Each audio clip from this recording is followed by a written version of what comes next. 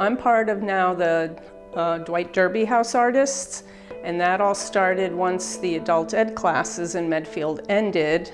Eleanor Holmes retired, but her daughter's part of the Dwight Derby House group, so we just continued meeting together and painting together. And she started this, so that's why I'm here. I think I got into art as soon as I was a little kid. I was always doodling on paper. I noticed in my class notebooks I was always drawing faces and whatever else I was sketching. And then I was always taking art classes at the Museum of Fine Arts in Boston when I was a teenager, and later on in life in different workshops, both on the Cape and up on the North Shore. But my life was always focused on science. I studied biology. My dad was a scientist and professor at MIT and Northeastern, so I was at Northeastern. And after biology, I took medical technology, got certified in that. But instead of going into the hospital, I went off into dental research at Foresight Dental.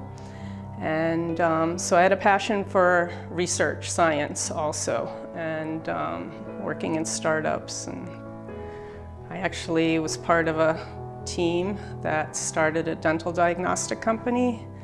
And we were a two-man team, but when you're competing against the big world, big companies, it only lasted about 15 years or so, but I loved it.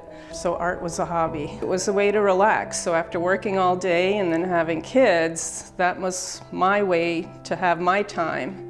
And so I actually started here in Medfield at the adult ed class, which was meeting at the high school with Eleanor Holmes. So I've been with her for 30 years.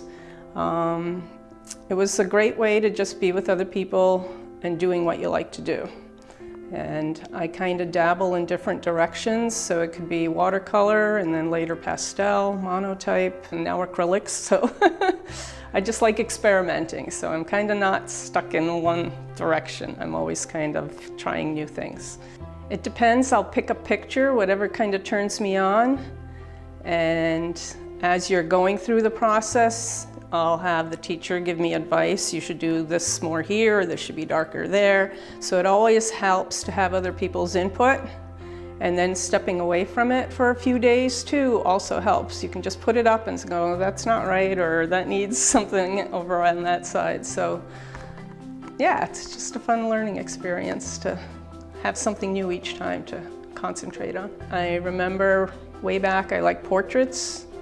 I'd always be drawing people. The charcoal it just happened by surprise because I was signing up for a monotype class. I really enjoyed the monotype class, and then I was told, oh, sorry, that class is full, but you can take this instead. And I'm like, graphite? And so I was thinking, I'm not sure about it, but I took it, and it was using graphite powder where you put it on the paper using a Kleenex, and then use the pencil afterwards. And I had so much fun doing it. So sometimes just the surprising experiences you're not ready for, you learn something new. I can't say one that I liked the most, but there was one experience that was just really wonderful, part of the Cape Cod Art Association.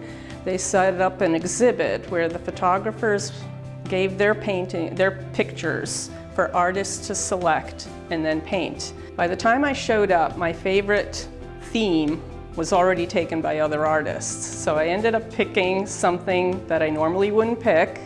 Luckily, it was still kind of watercolor, but it was the most exciting show just to see how each artist represented that photographer's piece. So when that exhibit was set up, it was dynamic. I would definitely do that again. My parents come from Latvia, and I've been back to visit several times, so I had the opportunity to be on the coast. And right now we're getting ready to celebrate the Baltic Centennial, which is the 100 years to mark the freedom of Latvia, Lithuania, and Estonia.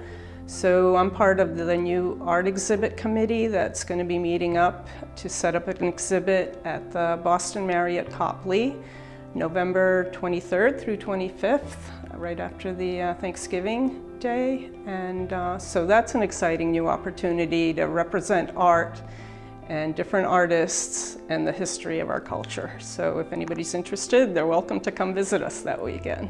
It's the first time I'm doing this. I've done a little arts and crafts fairs, so I enjoy going where you set up your own little booth space, but I've never had it all in one room like this. So it's a new experience, and who knows where I'll go with it. No, it's just to continue doing it and thanking Cheryl O'Malley for setting up this opportunity.